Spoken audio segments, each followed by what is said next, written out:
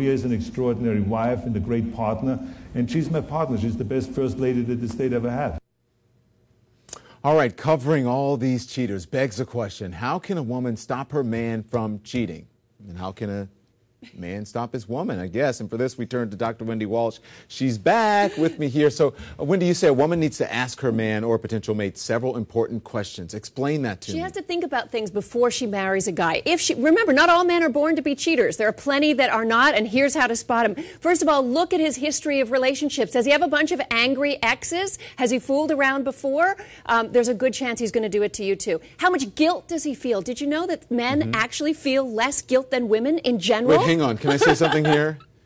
If you have a pen or a piece of paper or a pencil, start scoring. Start writing this stuff down. Fair warning. So again, continue. Many people their behavior is shaped through how much guilt they feel. So if you're watching your guy and he seems to not have any problem bending the rules at work, even if it might hurt a coworker, well, it means he's not going to feel a lot of compassion and empathy and guilt for you when he's cheating. You want him to not go into another compartment, but to take pieces of you into that mental compartment and not have an affair.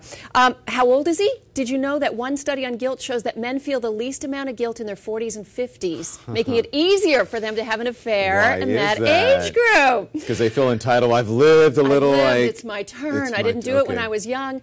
I think the big one, though, is, and something Dr. Drew addressed too, does he fear emotional intimacy? Oh, emotional intimacy is the bond that keeps people together, but for some men, it's a way to water down the milk because they're so afraid of emotional intimacy, they just have a lot of physical relationships and not a lot of close emotional ones. My favorite one, what did he score on his SATs? And what I mean is that some studies have actually linked intelligence with monogamy, meaning that you're smart enough to make that intellectual decision to go above your animal instincts.